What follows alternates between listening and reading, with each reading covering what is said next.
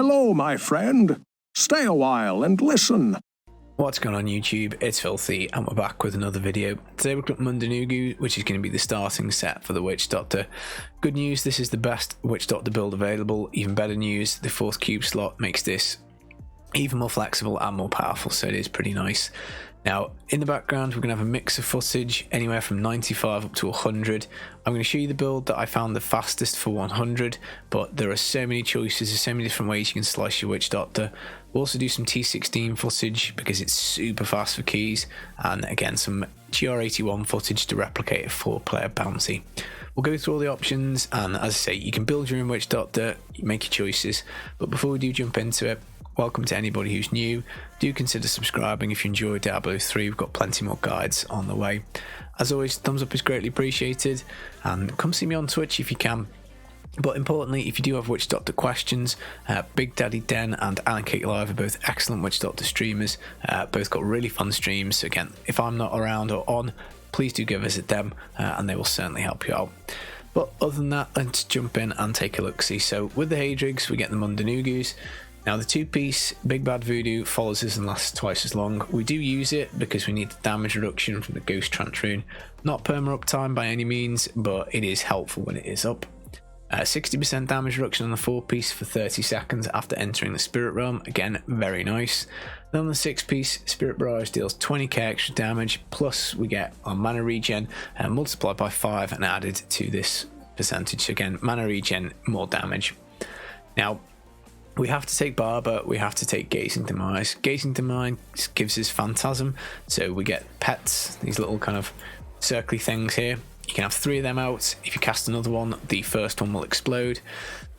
We also get an extra 150% damage, and this Manitou Sprinkler dude at the top goes absolutely crazy when you put them out, so he attacks faster, which is nice.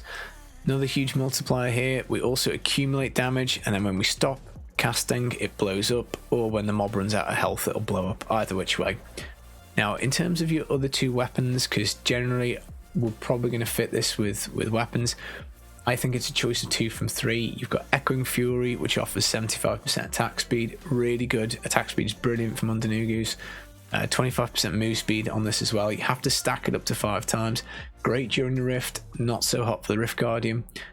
Wormwood to auto cast Locust Swarm, because we do of course take the Ring of Emptiness for 300% extra damage whenever anything is affected by Haunt or Locust Swarm. This makes it super lazy, so all around the character. I just found that I was quicker with this, I guess because more of the trash got tagged rather than me manually having to press Locust Swarm. And then the final one is Sacred Harvester. This will juice up your Soul Harvest stacks up to 10. So this one is very useful because it gives you, more intelligence on this skill, and then whatever rune it is you go for is much more amplified. Now, I tried all the combinations of all these different weapons, and I just basically found this was the fastest. But by all means, if you're a better player than me and you're better at manually applying Locust Swarm, Wormwood could come out, and this could come in for a bit more damage and more damage reduction. Crimsons we've got here, so cooldown 20% on the 2-piece. We've got resource cost reduction 20% on the 2-piece. That means more damage and more cooldown based on the 3-piece bonus, which is pretty nice. So cooldown gem in the helm for more damage. I did try Topaz, that works quite well. Again, if you need the toughness, Topaz is the way to go. But Amulet, again, there are options here. So the fastest I found was Traveler's Pledge and Compass Rose. Double damage when we stand still, very helpful for the boss. When we move between mobs, we get up to 50% damage reduction, so that is pretty nice. Now, the Flavor of Time, and we pair that with the Convention of Elements, so you take these 2 off for those 2, that worked pretty much just as well. Again, this will give us double pile-on effects, so it can be super godly, and the COE, when we roll around onto cold, we do tremendous damage. I did also try Squirts, and again, that was probably fairly good, albeit when the Squirts is not in your favour, so it gives 100% extra damage unless you're taking damage yourself. So you would take the Gizzard Gem maybe over Zeiss or over Gogok. That would shield you up, and in theory you get double damage. The shield just drops even with a lot of damage reduction, so I think this would be for lower end speeds. But yeah, again, it was still fairly fast. Now, the worst thing I think about this is the boss fights can be quite tricky. So in some respects, you're getting a guaranteed 100% if you stand still damage. But for these two, if you've got a shadow clone, the shadow clone will kill the boss, no problem on speeds. But let's say you don't have a shadow clone, well, the Flavor of Time does give you a good chance of having some kind of pile-on effect when you fight the boss, because obviously you clear the map so quickly, it's highly likely you've got some kind of benefit. So obviously attack speed is really nice, power obviously really nice, conduit, defense, pile-on, all that stuff's really good. If you do die, then it is hard to get back on the horse again. So again, this is maybe why this build I like, because it's only 5 stacks of Soul Harvest rather than 10 with this here.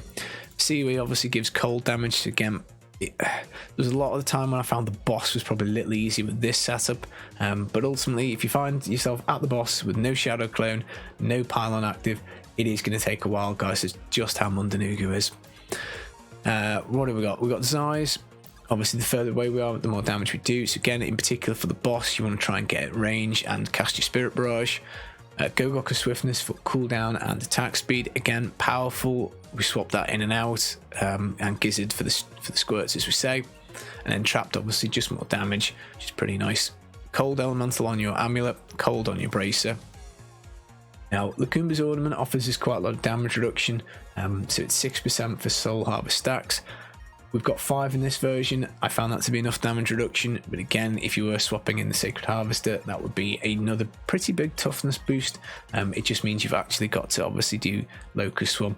You'd probably also swap the rune off this, but I think that covers all the gear pieces. The only other thing is gems.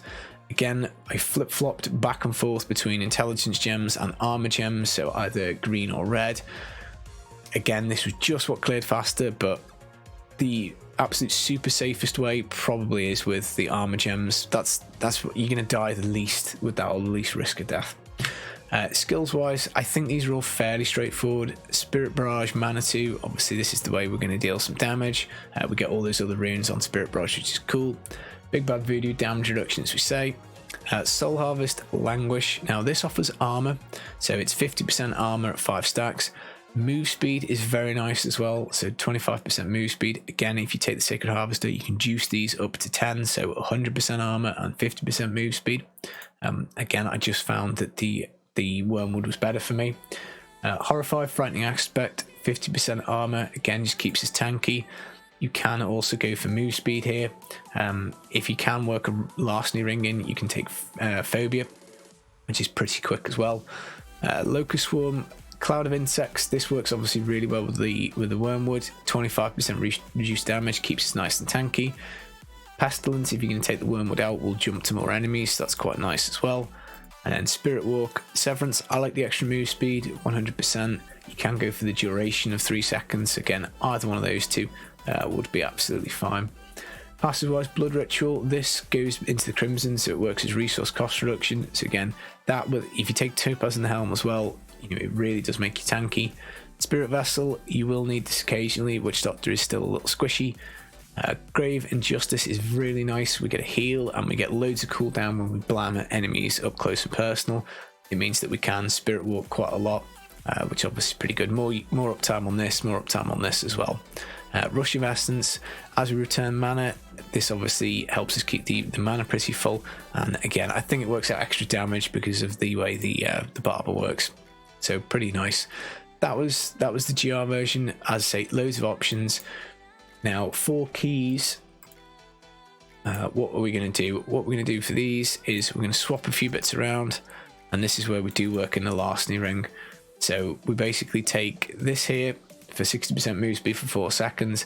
We then swap onto the Fear Rune on Horrify. We run super fast. We swap Soul Harvest to Soul to Waste again. Crazy move speed. We take Piranhas just so that we can grab something and stop it from getting to us. So if you don't have your Gold Wrap bonus up, you can use the Piranhas defensively, which is pretty nice. Obviously we swap on to Boon of the Hoarder, Avarice Band and Gold Wrap to make us immortal, so no Crimsons. We do the full 6 pieces. Still have the Ring of Emptiness, still have the Barber. Went with the Sacred Harvester for this one just to juice up the move speed on the Soul Harvest, but again, Barber and Echoing Fury could be good. Echoing Fury obviously again also has that fear chance, so that would activate this.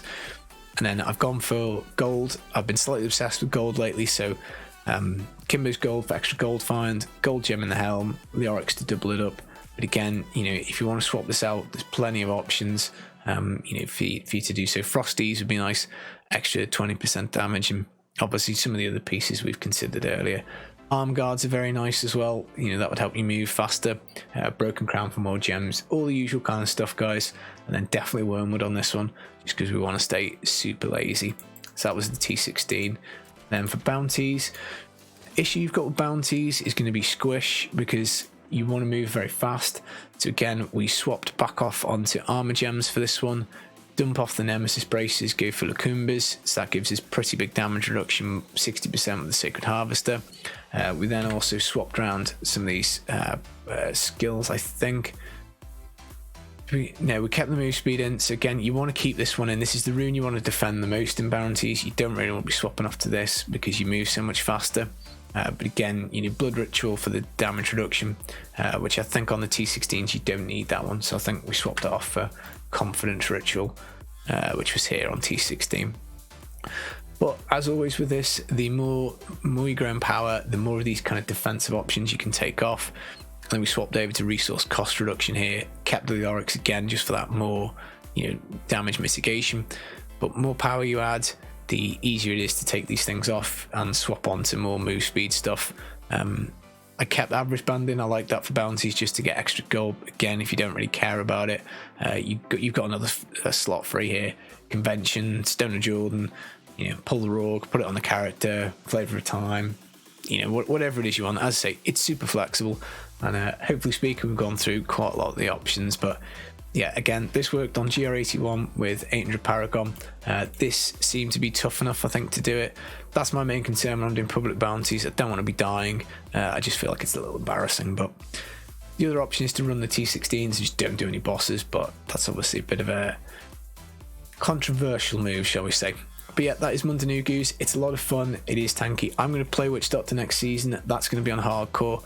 I'm interested to do some Zuni Massa. Someone has recommended that to me with the 4th cube slot. So maybe we'll do that. But I don't know. Maybe we'll do Witch Doctor first on hardcore next season. It's a lot of fun, and it looks very nice as well. So cool. I hope you're all staying safe. Take it easy. We'll be back with more Season 22 content in the future. I've been the Filthy Casual. Peace.